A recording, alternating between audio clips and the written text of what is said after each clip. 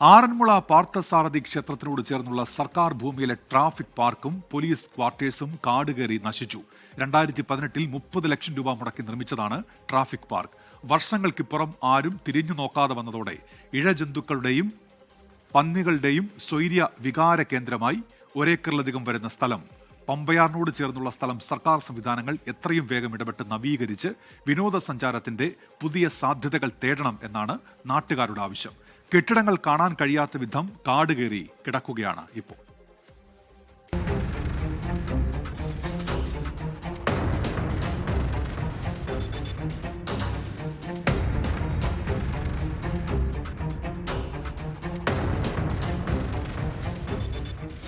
ആറന്മുള പൈതൃക ഗ്രാമമെന്നാണ് അറിയപ്പെടുന്നത്. എന്നാൽ നഗരഹൃദയത്തോട് ചേർന്ന് കിടക്കുന്ന ഏകദേശം 1 ഏക്കറിലധികം വരുന്ന ഭൂമി പൂർണ്ണമായി കാടുപിടിച്ച് പ്രേതാലയം പോലെയായി. 2018-ൽ ഒരു ട്രാഫിക് പാർക്ക് ഇവിടെ സ്ഥാപിച്ചിരുന്നു. ഇപ്പോഴത് അവിടെ ഉണ്ടോ എന്ന് പോലും കാണാനാകാത്ത വിധം പൂർണ്ണമായി കാട് കയറി കിടക്കുകയാണ്. പന്നികളുടെയും പാമ്പുകളുടെയും സ്വൈര്യവിഹാര കേന്ദ്രമായി ഈ കാണുന്ന പ്രദേശം. ട്രാഫിക് പാർക്ക് അതിനപ്പുറത്താണെങ്കിൽ തൊട്ടിപ്പുറത്തായിട്ട് ആറന്മുള പോലീസ് സ്റ്റേഷനിലെ ഉദ്യോഗസ്ഥരുടെ ക്വാർട്ടേഴ്സ് കൂടിയുണ്ട്. അതും ഈ പറയുന്ന രീതിയിൽ കാട് കയറി പൂർണ്ണമായി നശിച്ചു കിടക്കുകയാണ്. ഒരു തരത്തിലും ഉദ്യോഗസ്ഥരും ജനപ്രതിനിധികൾ ആരും ഇവിടേക്ക് തിരിഞ്ഞുപോലും നോക്കുന്നില്ല. വർഷങ്ങളായി ഇതേ അവസ്ഥയിലാണ് ഈ കാണുന്ന പുരയിടവും ഭൂമിയും.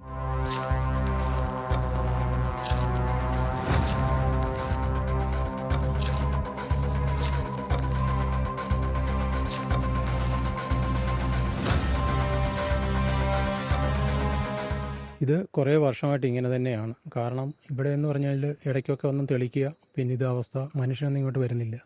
ഇവിടെ അപ്പോൾ ഇത് പോലീസ് ക്വാർട്ടേഴ്സാണ് ഈ ഭാഗം. ഇവിടെ അവർ വന്ന് താമസിക്കുന്നുണ്ട്. ഇഷ്ടംപോലെ ജന്തുക്കളും കാര്യങ്ങളും എല്ലാം ഉണ്ട്. മറ്റ് റോഡിലോട്ടൊക്കെ ജന്തുക്കൾ ഇറങ്ങി വരുന്നുണ്ട്. ബുദ്ധിമുട്ടുകൾ ധാരാളമായിട്ടുണ്ട്. ഒഫീഷ്യലി ഒന്നും അറിയില്ല. പക്ഷേ നമ്മളൊരു അയൽവാസി എന്നുള്ള രീതിയിൽ നമ്മളിത് പറയും. കാരണം ഇത് വർഷങ്ങളായിട്ട് ഇങ്ങനെ കിടക്കുന്നു. നമുക്കിതൊരു പുതുമയല്ല. നമ്മളിത് കാണുന്നു, പിന്നെ പ്രേത ആലയം പോലെ ഇങ്ങനെ കിടക്കുന്നു, അത്രയേ ഉള്ളൂ. എനിക്ക് പിന്നിൽ കാണുന്ന ട്രാഫിക് പാർക്ക് 35 സെന്റ് ഭൂമിയിൽ 30 ലക്ഷം രൂപ ചിലവാക്കിയായിരുന്നു നിർമ്മിച്ചത്. എല്ലാവരിലും ട്രാഫിക് അവബോധം കൃത്യമായിട്ട് വളർത്തിയെടുക്കുക, അതുപോലെ തന്നെ കുട്ടികൾക്ക് കൃത്യമായിട്ടുള്ള പരിശീലനം നൽകുക, ഇതൊക്കെയായിരുന്നു 2018-ൽ ട്രാഫിക് പാർക്ക് സ്ഥാപിക്കുമ്പോൾ ഉണ്ടായിരുന്ന പ്രധാനപ്പെട്ട ലക്ഷ്യം. കേരള പോലീസിനായിരുന്നു അതിൻ്റെ നടത്തിപ്പും കൃത്യമായിട്ടുള്ള ചുമതലയുമൊക്കെ നൽകിയിരുന്നത്.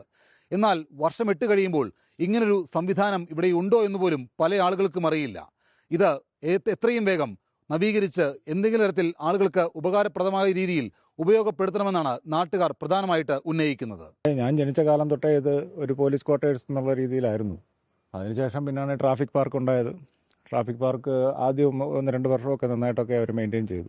അതിനുശേഷം പിന്നെ ഈ കാണുന്ന ഈ അവസ്ഥയാണ്. ആഭ്യന്തര വകുപ്പിൻ്റെ കീഴിൽ ഇത്രയും കണ്ണായ ഒരു സ്ഥലം ഉള്ള ഒരു അവരുടെ പോലീസിൻ്റെ സെറ്റപ്പിന് വേണ്ടിയിട്ടുള്ള ഒരു സ്ഥലം എനിക്ക് തോന്നുന്നില്ല കേരളത്തിലെങ്ങും ഉണ്ടാവില്ല. ഇതുപോലെ സർക്കാർ ഇതിനൊരു നടപടിയെടുത്ത് ഇത് എത്രയും പെട്ടെന്ന് ഇതൊന്ന് ക്ലിയർ ചെയ്ത് ഒരു നല്ല സെറ്റപ്പ്, ഒരു പിള്ളേർക്ക് ഒരു കുട്ടികൾക്കൊരു പാർക്കോ അങ്ങനെ എന്തോ ആവാം. ആറന്മുള പാർത്ഥസാരഥി ക്ഷേത്രത്തിൻ്റെ പടിഞ്ഞാറേ ഭാഗത്ത് ആറിനോട് ചേർന്നുള്ള ഒരു സ്ഥലത്തുള്ള ഒരു പാർക്ക് എന്നുള്ള നിലയ്ക്കാണിത് നമ്മൾ കാണുന്നത്. ഭക്തജനങ്ങൾക്കും അല്ലാതുള്ള സാധാരണ സഞ്ചാരികൾക്കും ഒക്കെ വന്നിരുന്ന് കാറ്റ് കൊള്ളാനും വിശ്രമിക്കാനുമുള്ള സൗകര്യം നേരത്തെ ഉണ്ടായിരുന്നു.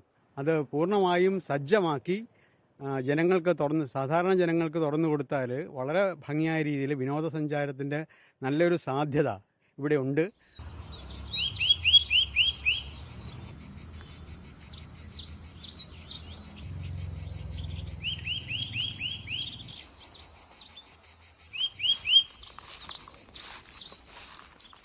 ഇവിടെ നിന്ന് ഈ വാർത്ത റിപ്പോർട്ട് ചെയ്യുമ്പോൾ പോലും ഉള്ളിലൊരു വലിയ ഭയമുണ്ട്. ഇഴജന്തുക്കളുടെയോ അല്ലെങ്കിൽ കാട്ടുപന്നിയുടെയോ ആക്രമണം ഏതെങ്കിലും ഭാഗത്ത് നിന്ന് ഉണ്ടാകുമോ എന്നാണ് ഉള്ളിലെ പേടി. കാരണം അത്രമാത്രം കാട് വളർന്ന് ഇവിടെ ആകെ നശിച്ചു കിടക്കുകയാണ്.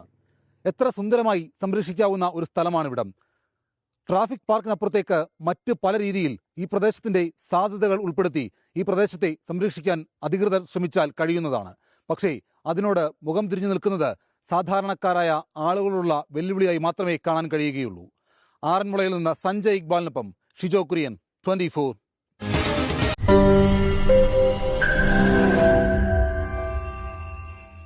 ലോകത്തെവിടെയായാലും ഏത് സമയത്തും 24 വാർത്തകളും ഓഗ്മെന്റഡ് റിയാലിറ്റി പാക്കേജുകളും എക്സ്പ്ലെയിനറുകളും വിശദമായി കാണാൻ ഞങ്ങളുടെ യൂട്യൂബ് ചാനൽ നിങ്ങൾക്ക് സബ്സ്ക്രൈബ് ചെയ്യാം.